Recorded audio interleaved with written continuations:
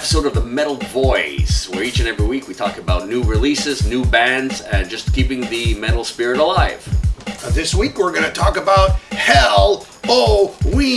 Brand Not Halloween, release. Helloween. Brand new release, Seven Sinners. So before we get into the review, I want to tell everybody in internet land that one thing I love about the show, Alan, is that we're not part of a network on any, we're not on any TV channel. Or hence any the big budget that we have. The big budget we have, and we're not on any radio station. We are global. I get emails from Germany. I get emails from the Netherlands. I get emails from Australia and Japan. It's wonderful. I mean, the metal community is gone global, and we are part of it. Thank you very much, everyone. So, Helloween's new album. Band I first came across in the mid-'80s. Big fan of theirs. Unfortunately, didn't have the money to buy their albums. We discovered them with the Keeper of the Seven Keys Part 3. That's right. And again, they followed the Maiden blueprint. Very influenced by Maiden early on in their careers. High quality, each and every album. There's consistency there that you don't see with too many bands. Again, Jim, one of the things you mentioned is... Basically, they are a thrash, melodic, speed metal band with, machine gun drums. Of course, they had 3 chapters. Chapter 1 was with Kay Hansen, right? Right. It went on to form Gamma Ray. He used to be the singer and the guitarist, so he just became the guitarist. Then we had Michael Kiske, who was the operatic Bruce Dickinson. Unbelievable vocalist. Who did Keeper 1, Keeper 2, and the Chameleon. other 2, Chameleon and Pink Bubbles, Go Ape or Boom or something. Nobody really cares about anyways. And then we had Exit Michael Kiske, who got either fired or wanted out.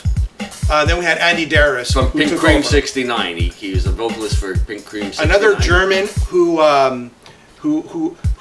came into the band when the band was probably at its lowest moment.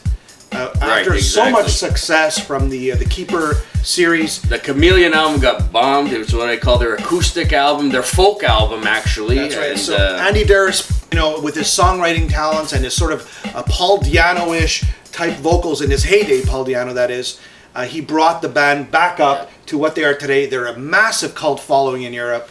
It's a fan-based, and I got an email about this, and a guy told me, hey, can you do more fan-based bands? And yes, Helloween is a fan-based band. No radio, no videos. You rarely will see them with their new stuff, that is, on TV.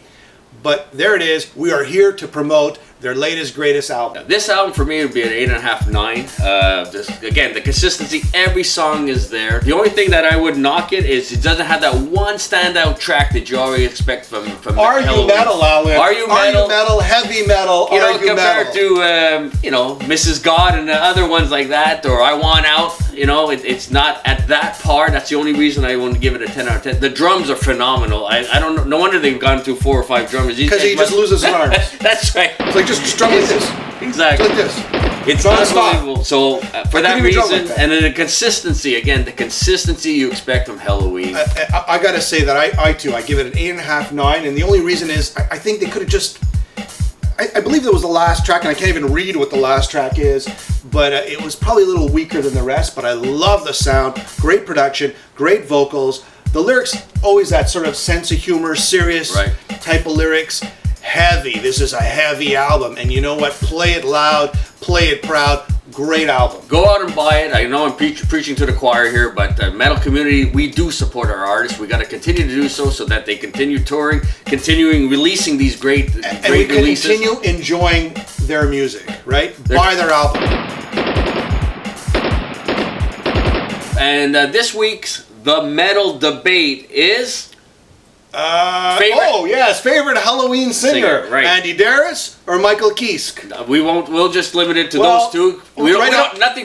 Taking nothing away from Kai Hansen on the first couple albums. Yeah, we'll just talk about the 2 main singers. For me, it's got to be Andi Deris.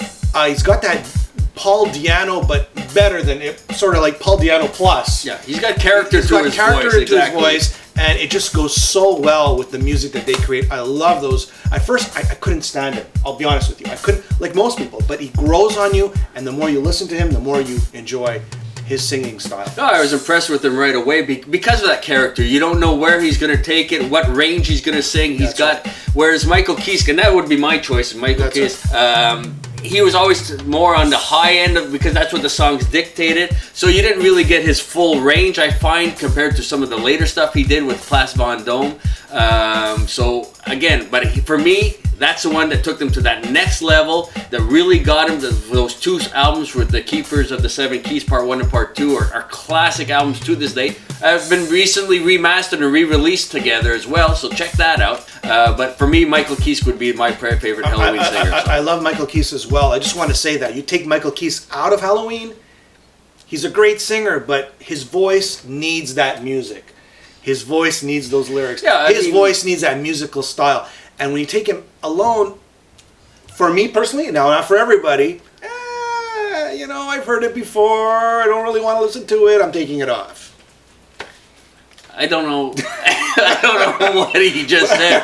It's complete confusion. Again, thanks for tuning in.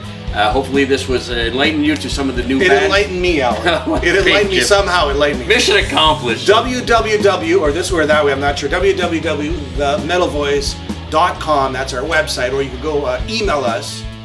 I never get this right. At themetalvoice@gmail.com. It's pretty simple. It's always the metal voice. It always follows, and then you get the rest. Have a great day.